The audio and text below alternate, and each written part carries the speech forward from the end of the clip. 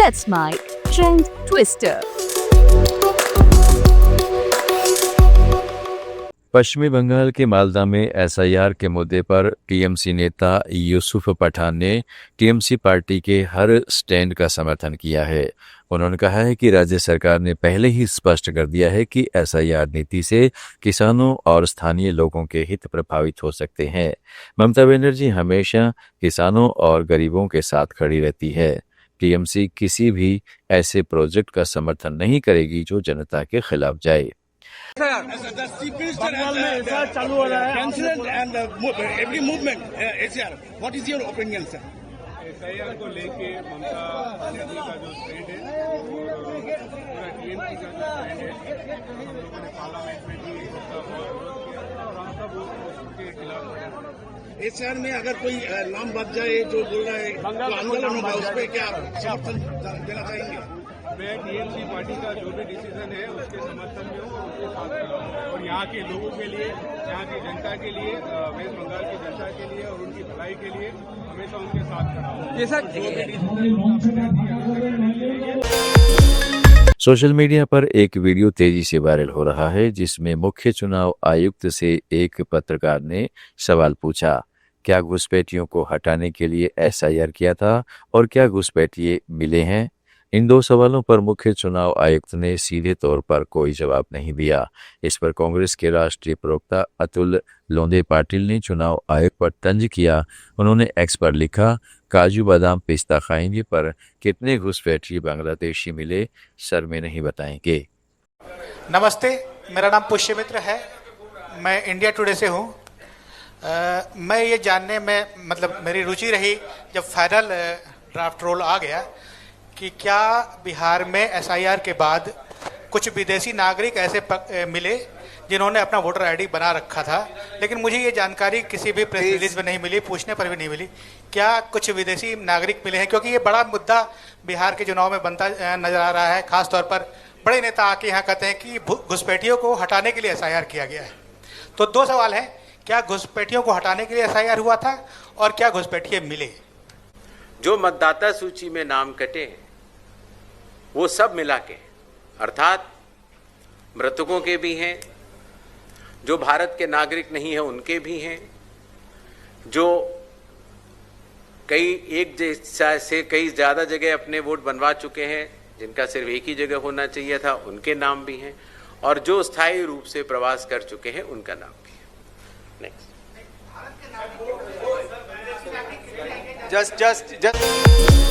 जम्मू और कश्मीर के कुपवाड़ा जिले की ऊंची पहाड़ियों में इस मौसम की पहली बर्फबारी हुई है।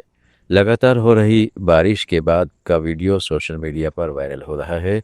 बताया जा रहा है कि साधना टॉप, जेड गली, फरकियां टॉप और जमागुंड जैसे क्षेत्रों में ताज़ा बर्फबारी हुई है, जो क्षेत्र में सर्दियों की शुरुआत का संकेत देती है।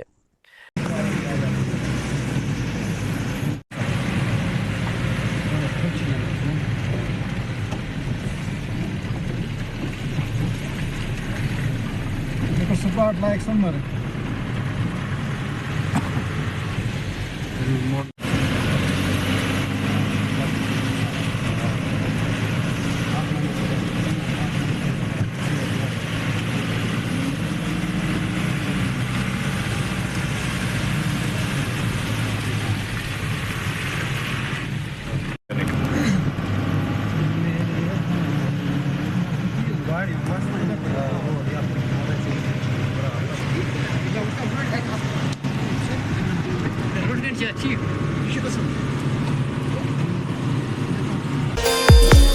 भारत से चीन के लिए सीधी उड़ानें 26 अक्टूबर से शुरू हो जाएंगी। इंडिगो एयरलाइंस ने घोषणा की है कि दिल्ली और कोलकाता से चीन के गोंगझाऊ शहर के लिए सीधी उड़ानें शुरू हो रही हैं। विदेश मंत्रालय के बयान के मुताबिक भारत और चीन के बीच हवाई सफर को फिर से बहाल करने की प्रक्रिया शुरू हो गई है। हाल ही में पाकिस्तान अधिकृत कश्मीर में सरकार और सेना के खिलाफ लोगों का गुस्सा फूट पड़ा। हजारों की संख्या में लोग सड़कों पर उतरकर प्रदर्शन हजारों की संख्या में लोगों ने सड़कों पर उतरकर प्रदर्शन किया। ये विरोध प्रदर्शन महंगाई पर शुरू हुआ था, लेकिन अब इसमें कश्मीरी अभिजात वर्ग के विशेष अधिकारों में कटौती, आरक्षित विधानसभा सीटें खत्म करना और शिक्षा एवं स्वास्थ्य सेवाओं की बेहतरी की मांग भी जुड़ गई है। सुन सकिए सुन इस माँ की कहानी, लाल मेरे की जवानी, रब ने अपने पास बुलाया, रब के हुक्म पे सर को झुकाया। भारतीय जनता पार्टी के सांसद सुधांशु त्रिवेदी ने एप्पल के आईफोन 17 सीरीज के कॉस्मिक ऑरेंज कलर को भगवा रंग से जोड़ दिया। उन्होंने कहा है कि आज पूरी दुनिया भारत की ताकत को पहचानने लगी है। आईफोन 17 लॉन्च हुआ है और पहली बार उसका सबसे unique colour orange, cosmic orange आया है। यानी दुनिया के सबसे हाईटेक कंपनी के सबसे हाईटेक प्रोडक्ट के ऊपर भी भगवा नजर आने लगा है। अगर किसी को कुछ समझ में ना रहा हो तो उसे अपनी नजर बदलने की जरूरत है। और देश के कई राज्यों में पंचायत चुनाव को लेकर लोक गायक एक्टिव हो गए हैं। सिंगर राजू पंडित का ये गाना काफी देखा जा रहा है, जिसमें ये प्रधान पर तंज कस रहे हैं।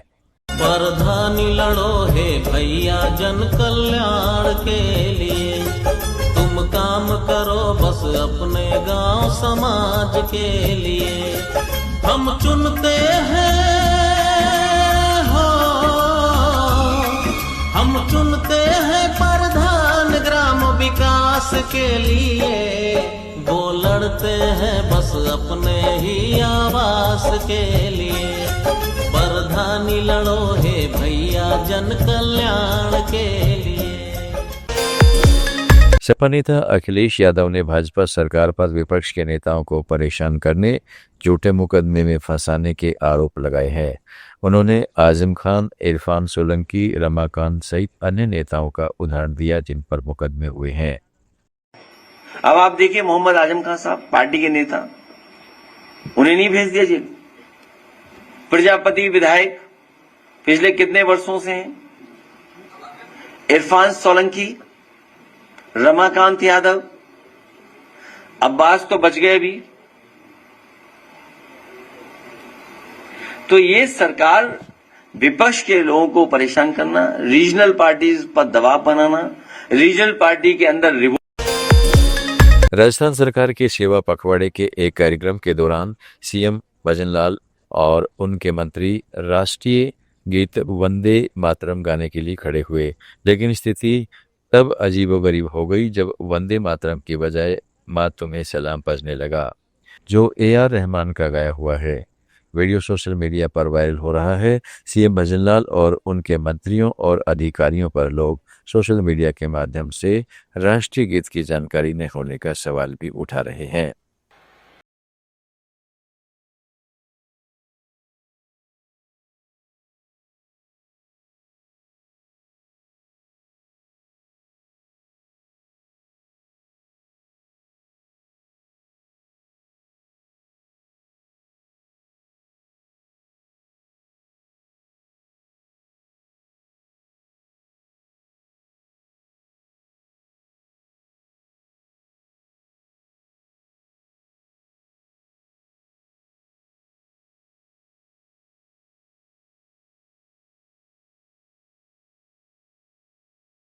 फॉलो कीजिए हमें हमारे सोशल मीडिया प्लेटफॉर्म्स पर।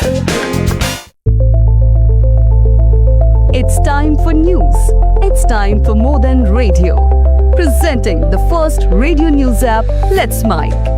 Let's Mic, a news-based app on your phone where you get to watch and listen news, talk shows, interviews, radio show podcasts. On Let's Mic, you get all relevant information of TV, print, radio, podcast, and digital. Let's Mic talks about every segment of life.